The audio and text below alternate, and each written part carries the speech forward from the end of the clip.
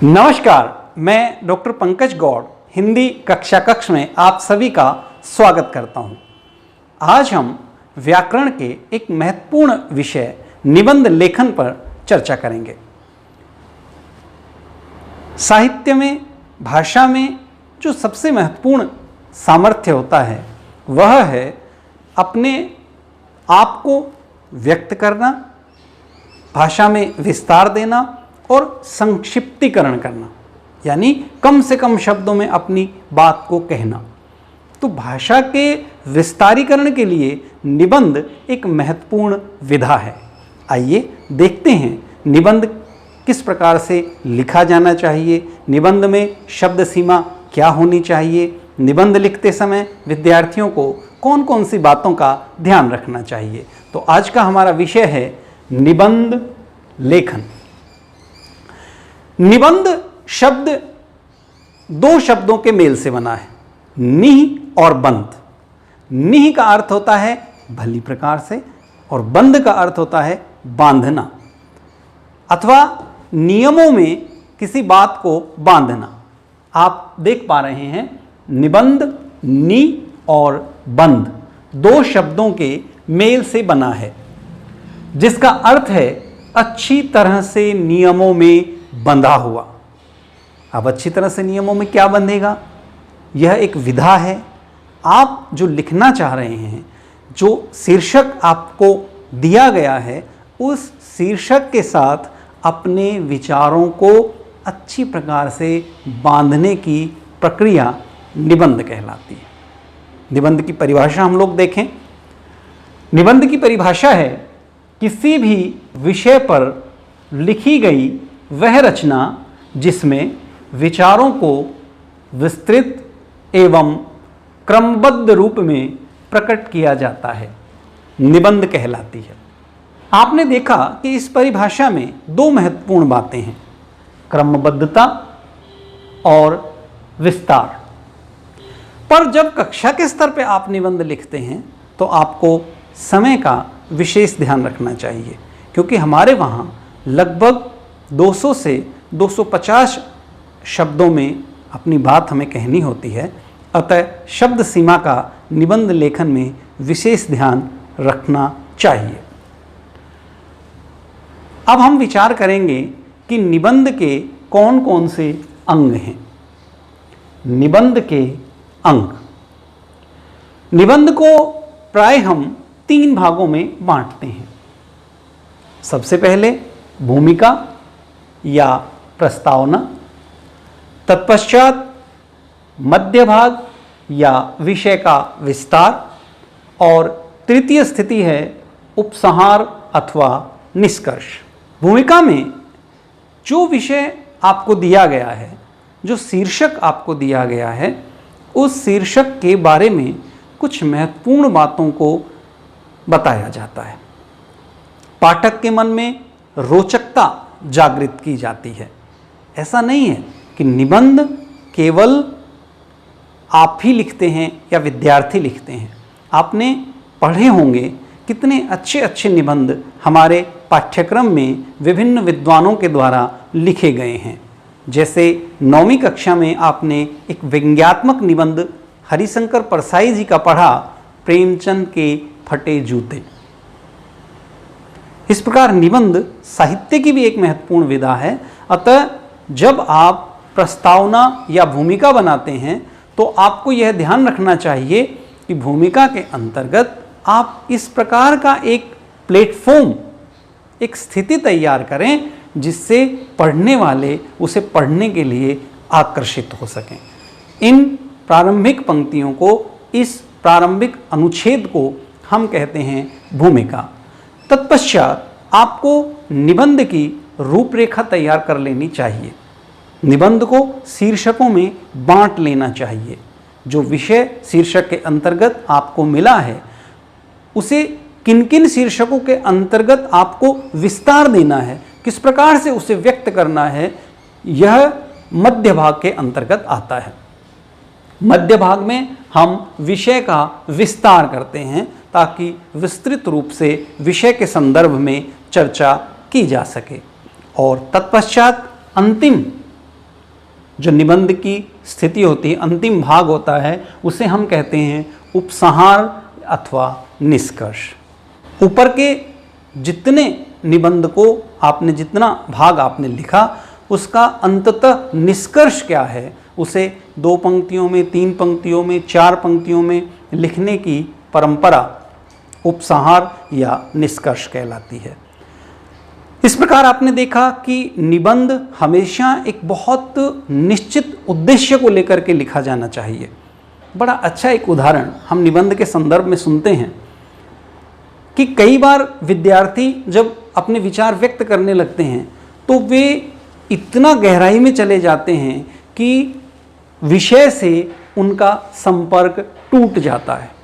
अतः निबंध में हमें हर स्तर पर यह ध्यान रखना चाहिए कि किसी भी स्थिति में विषय के साथ हमारा संपर्क ना टूटे, हम लगातार विषय के साथ जुड़े रहें।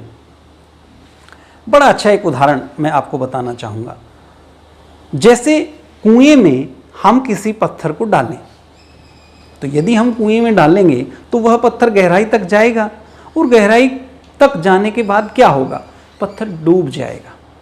लेकिन यदि उसी पत्थर को हम एक धागे से बांध दें और बांधने के बाद उसे डालें, तो उसका संपर्क लगातार मुंडेर से बना रहेगा। निबंध कुछ ऐसा ही है। शीर्षक के साथ, विषय के साथ, मुख्य विचार के साथ लगातार उसका संबंध बना रहना चाहिए।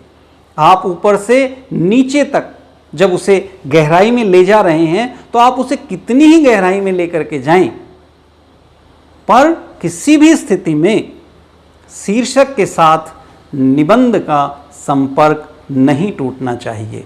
तो विस्तार के अंतर्गत जब मध्य भाग में आप निबंध के होते हैं तो आपको यह ध्यान रखना चाहिए कि निबंध विषय से अलग ना हो जाए, विषयांतर ना हो जाए। जिस मुख्य शीर्षक को लेकर के हम चले हैं उसके बारे में विस्तार से आपका निबंध बात करें।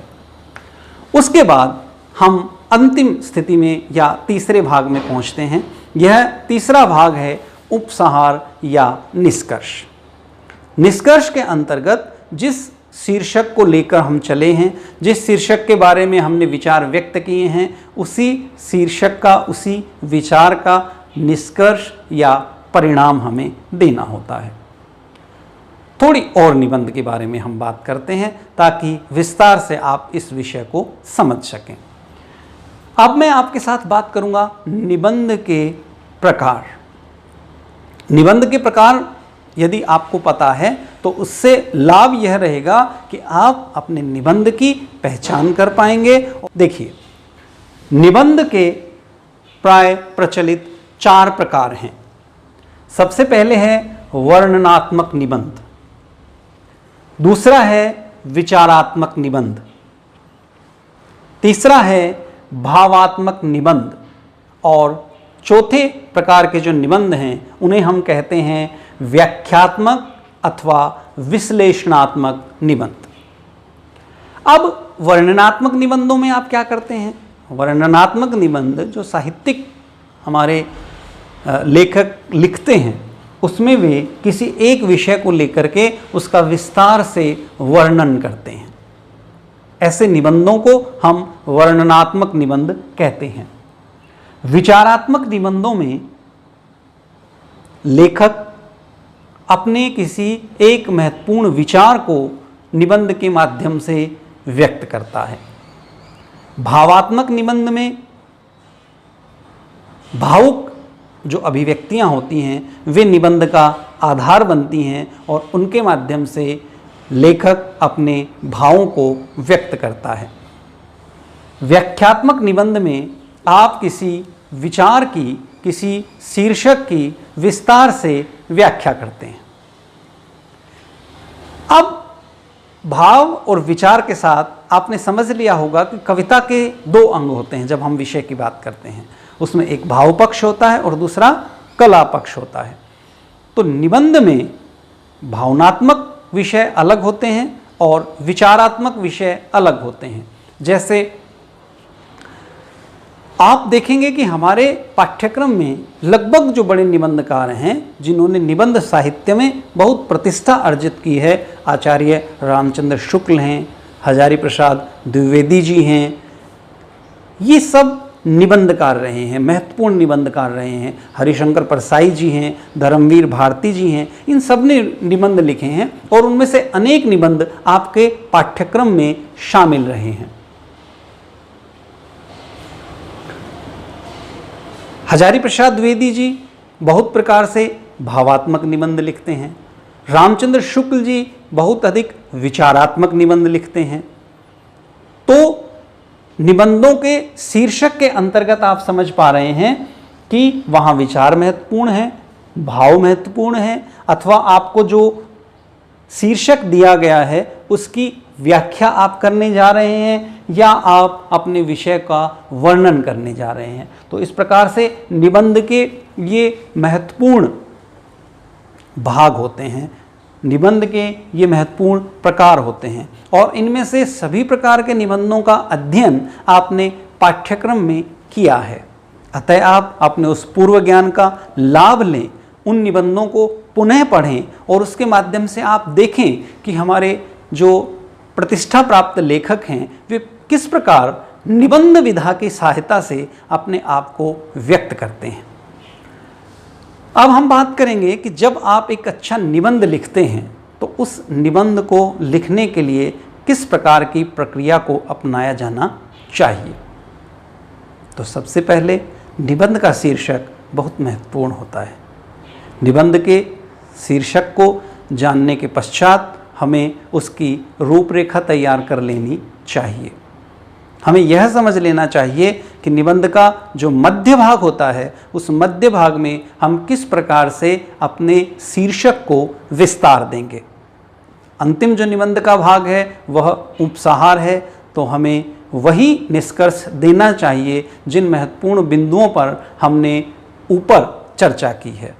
तो हम क्या करते हैं, किसी एक विषय को लेकर के आगे बढ़ते हैं, उस विषय की भूमिका तैयार करते हैं, भूमिका तैयार करने के बाद विस्तार देते हैं और विस्तार देने के बाद हम निष्कर्ष देते हैं। जैसे आपने खूब लिखा होगा पर्यावरण प्रदूषण, तो पर्यावरण प्रदूषण के बारे में हम बताते हैं, फिर पर्यावरण प्रदूषण के प्रकार, पर्यावरण प्रदूषण की कौन कौन सी हानियां हैं, पर्यावरण प्रदूषण को किस प्रकार से रोका जाता है और अंत में हम निष्कर्ष देते हैं कि किसी भी स्थिति में पर्यावरण प्रदूषण नहीं होना चाहिए। इसके अतिरिक्त कुछ अन्य महत्वपूर्ण बातें जो हमेशा निबंध लेखन के दौरान ध्यान रखी जानी चाहिए।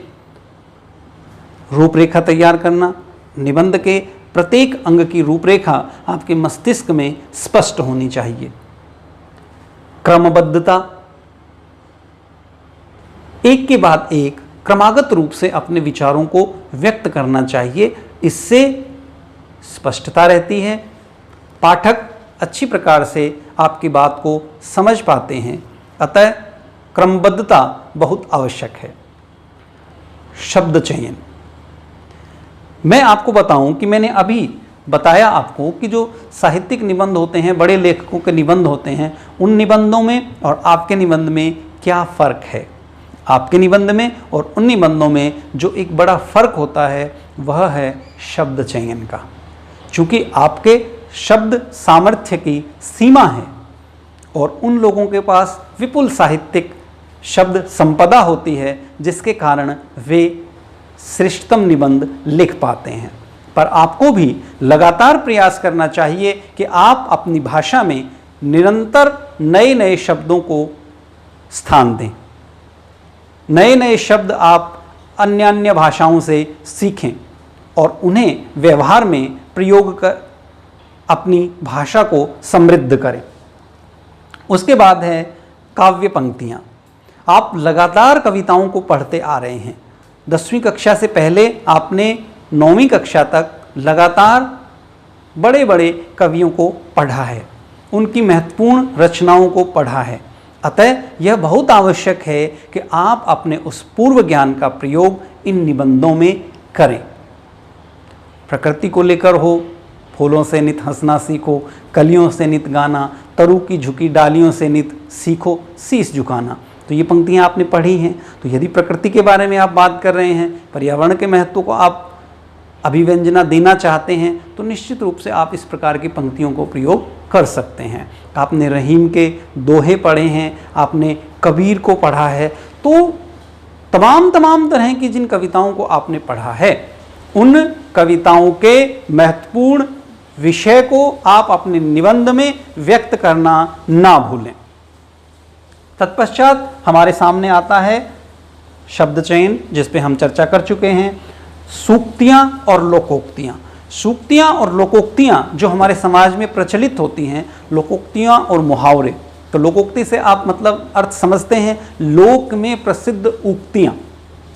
इन उक्तियों में अनुभव का एक गहरा खजाना छिपा होता है। तो इन उक्तियों के माध्यम से यदि आप अपनी बात को संबल देते हैं, यदि आप अपनी बात के उदाहरण के रूप में इन उक्तियों को प्रस्तुत करते हैं, तो निश्चित रूप से आपके विचार की महत्ता बढ़ जाती है, आपके चिंतन का स्तर ऊपर उठ जाता है।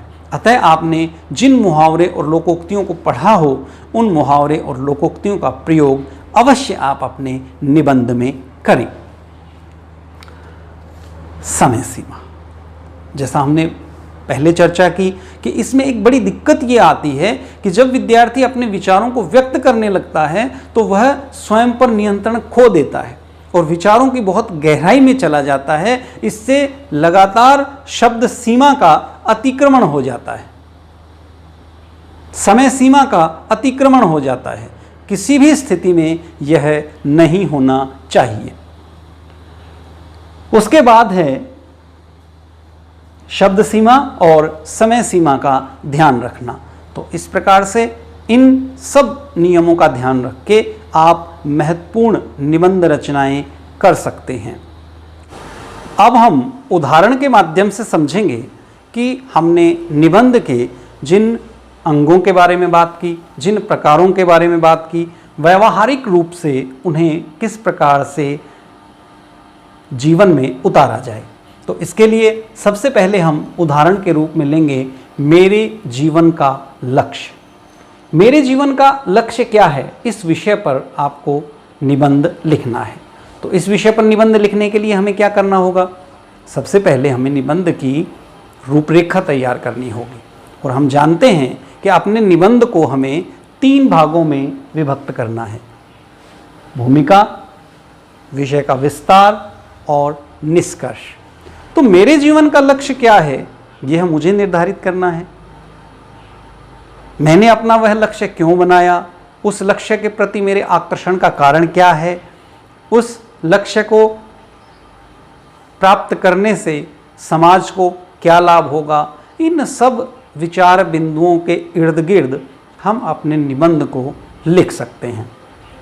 जैसे हम एक उदाहरण दें कि राम अपना निबंध लिख रहा है और वह एक शिक्षक बनना अपने जीवन का लक्ष्य निर्धारित करता है। तो कोई भी व्यक्ति जब अपने जीवन का लक्ष्य निर्धारित करता है तो उसके पीछे कुछ न कुछ कारण होते हैं। अब राम आदर्श शिक्षक बनना चाहता है, तो शिक्षक बनने का लक्ष्य उसने क्यों चुना? क्योंकि वह अपने एक शिक्षक से बहुत अधिक प्रभावित है। तो विक्रम सिंह जो उसके शिक्षक हैं, उनके प्रभाव के कारण वह भी शिक्षक बनना चाहता है।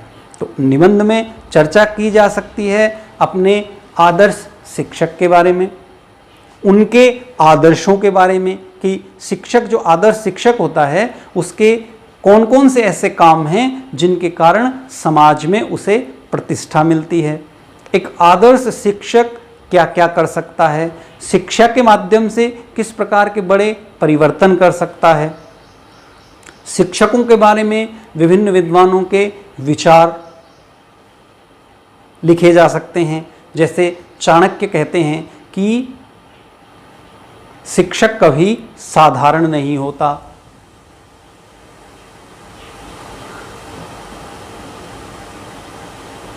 निर्माण और विनाश उसके गोद में पलते हैं। वह चाहे तो निर्माण के लिए लोगों को आकर्षित कर सकता है, वह चाहे तो बच्चों को बहुत विनाशकारी बना सकता है। तो इस प्रकार की प्रसिद्ध पंक्तियों के माध्यम से हम अपनी बात को महत्व देते हैं। जैसे हम लिख सकते हैं गुरुर् ब्रह्मा गुरुर्विष्णु गुरुर्देवो महेश्वरा, या हम लिख सकते हैं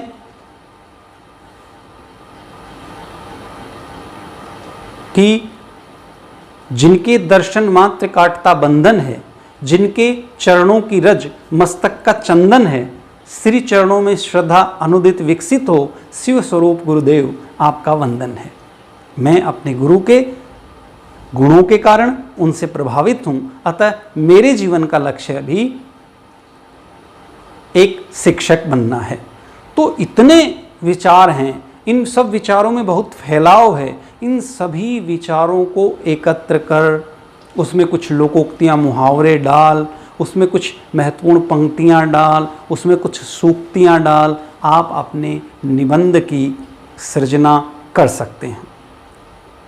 अब हम विचार करते हैं एक दूसरे विषय पर जो बहुत ही समसामयिक विषय है। यह विषय है वैश्विक महामारी कोरोना। आज चारों तरफ कोरोना फैल गया है। इस कोरोना का भय समाज में व्याप्त है, पूरा विश्व इसकी चपेट में है। तो इससे बहुत से विचार बिंदु हैं जिन पर आप अपने निबंध में चर्चा कर सकते हैं। जैसे आप बात कर सकते हैं कि कोरोना कहाँ से कब कैसे फैला, कोरोना के बारे में WHO को कब पता लगा, लोगों के सामने जो बातें नहीं आ सकी। साथ ही साथ आपने एक चीज़ और देखी कि निबंध के विषय में जब आप विचारों को व्यक्त करते हैं तो आपका बहुपठित होना बहुत आवश्यक है। यह आवश्यक है कि आप चीज़ों को लगातार पढ़ते रहें, लगातार आप संपर्क में रहें, ताकि विस्तार से आप उस विषय के बारे में बता सकें।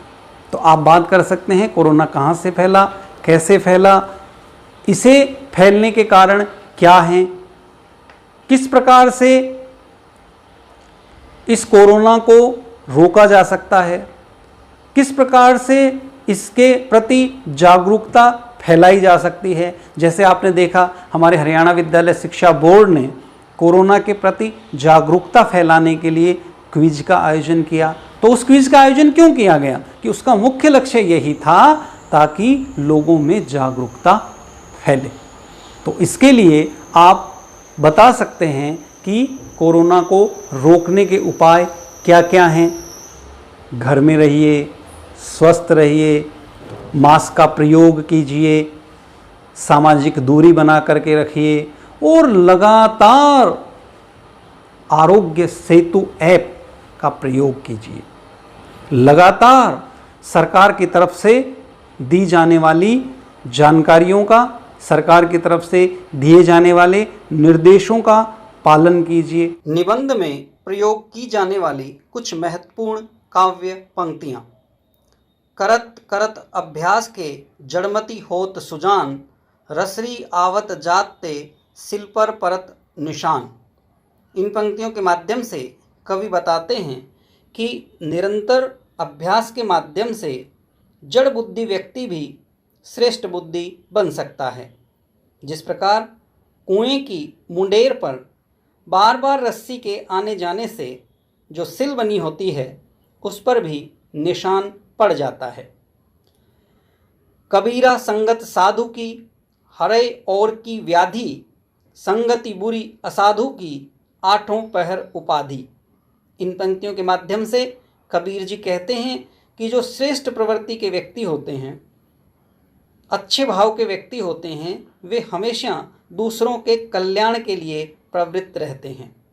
जबकि बुरी संगत में यदि आप रहते हैं तो आपके जीवन में आठों पहर हर समय कष्ट ही कष्ट होते हैं। जो रहीम उत्तम प्रकृति, काकरी सकत कुसंग, चंदन विष व्यापत नहीं, लिपटे रहत भुजंग। इन पंक्तियों के माध्यम से रहीम जी कहते हैं कि जो उत्तम प्रकृति के व्यक्ति होते हैं, जिनका स्वभाव श्रेष्ठ होता है, उन लोगों का बुरी संगत कुछ भी नहीं बिगाड़ सकती। जिस प्रकार चंदन के वृक्ष पर सांप लिपटे रहते हैं, परंतु उनका विष चंदन को प्रभावित नहीं कर पाता। वह अपनी शीतलता, अपनी लोक कल्याण के भाव को नहीं छोड़ता। अब हम निबंध में प्रयोग की जाने वाली कुछ महत्वपूर्ण सूक्तियों को देखेंगे। आवश्यकता आविष्कार की जननी है। इससे अभिप्राय है कि जब हमें किसी चीज़ की आवश्यकता होती है और वह हमें प्राप्त नहीं हो पाती, तो हम उसे प्राप्त करने के लिए पूरे मनोयोग से प्रयास करते हैं तथा उसे प्राप्त कर पाते हैं। पर उपदेश कुशल बहु तेरे, इन पंक्तियों के माध्यम से कवि कहते हैं कि दूसरों को उपदेश देने वाले इस संसार में बहुत लोग हैं, पर स्वयं उन नियमों पर नहीं चलते। मन के हारे हार है, मन के जीते जीत। इन पंक्तियों के माध्यम से कवि कहते हैं कि यदि कोई व्यक्ति अपने मन से हार स्वीकार कर लेता है तो वह कभी भी जीत नहीं सकता। इसलिए हमेशा हमें मानसिक रूप से बहुत अधिक सबल होना चाहिए ताकि हम जीवन में जीत को प्राप्त कर सकें। हानि लाभ जीवन मरण, यश अपयश विधि हाथ। इन पंक्तियों के माध्यम से कवि कहते हैं कि जीवन में जो भी हमें हानि अथवा लाभ, जीना अथवा मरना, यश अथवा अपयश प्राप्त होता है, वह प्रकृति के हाथ में है। हमारे हाथ में केवल श्रेष्ठ कर्म करना है, अतः हमें कभी भी विचलित नहीं होना चाहिए। पराधीन सपने हूँ सुख नाही। इन पंक्तियों के माध्यम से कवि कहते हैं कि जो व्यक्ति दूसरों के अधीन रहते हैं उन्हें सपने में भी सुख प्राप्त नहीं हो सकता। अतः स्वतंत्रता सबसे बड़ी उपलब्धि है और स्वतंत्र रहकर ही मनुष्य अपने विचारों को स्वतंत्र बना सकता है। जहाँ सुमति तहाँ संपत्ति नाना। इन पंक्तियों के माध्यम से कवि कहते हैं कि यदि आपके विचार उत्तम हैं, यदि आपकी बुद्धि प्रबल है, तो आप जीवन में विभिन्न प्रकार के सुखों को प्राप्त कर सकते हैं। परंतु यदि आप के विचार श्रेष्ठ नहीं हैं तो निरंतर आपका जीवन कष्टों से भरा रहेगा। अतः इन कविता की पंक्तियों को, सूक्तियों को आप कंठस्थ करें, यह आपके लिए लाभप्रद है। तो आप देखते हैं कि जब हम किसी शीर्षक के अंतर्गत विचार करने लगते हैं तो उस शीर्षक के तहत कितनी ही बातें हैं जो हमारे मस्तिष्क में आती हैं। जब आप निबंध लिखने बैठते हैं तो आपके लिए यह आवश्यक हो जाता है कि उन तमाम तरह की जानकारियों को आप एक स्थान पर एकत्र करें, उनकी रूपरेखा बनाएं, उन्हें क्रमबद्धता दें, शब्द सीमा का ध्यान रखें, समय सीमा का ध्यान रखें तथा उसे व्यक्त कर दें। एक बड़ा कुटेव, एक बुरी बीमारी प्राय निबंध लेखन में देखने में आती है। हमारे विद्यार्थी लगातार विभिन्न प्रकार की गाइडों से या सहायक पुस्तकों से निबंध देखकर लिख देते हैं। ऐसा नहीं किया जाना चाहिए। जब आप इस तरह से दूसरे के विचार, उधार के विचार व्यक्त करते हैं तो इससे सही अर्थों में आपकी भाषा का विकास नहीं हो पाता। आप इस तथ्य को समझिए कि निबंध आपको क्यों पढ़ाए जाते हैं, निबंध आपसे क्यों लिखवाए जाते हैं। निबंध लिखवाने का महत्वपूर्ण उद्देश्य यह है कि आपके भीतर जो महत्वपूर्ण विचार पनपते हैं उन विचारों को बाहर लाया जा सके। आपके अंदर जो महत्वपूर्ण भाव हैं उन भावों को शब्द दिए जा सकें। अभ्यास के लिए आपके सामने पाठ्यक्रम में ही निबंध शामिल हैं। उन्हें अपने आदर्श के रूप में आपको स्वीकार करना चाहिए तथा लगातार आपको अपने निबंध सामर्थ्य में वृद्धि करनी चाहिए। आपने देखा आपका शब्द चयन, मुहावरे, लोकोक्तियां, सूक्तियां, यहां तक कि नियमित रूप से समाचार पत्र को पढ़ना, टीवी देखना, यह भी आपके निबंध लेखन क्षमता में विपुल वृद्धि कर सकता है। अतः आप लगातार यह प्रयास करें कि आपके निबंध में मौलिकता रहे। आप दूसरे के विचारों को अपने निबंध के माध्यम से व्यक्त ना करें। निबंध एक बहुत ही महत्वपूर्ण, आनंददायक साहित्यिक विधा है जो आपकी भाषिक समृद्धि में महत्वपूर्ण योगदान देती है। लगातार निबंध पढ़ते रहें, निबंध लिखते रहें और निबंध के माध्यम से अपने आप को व्यक्त करते रहें। धन्यवाद। आपका दिन शुभ हो।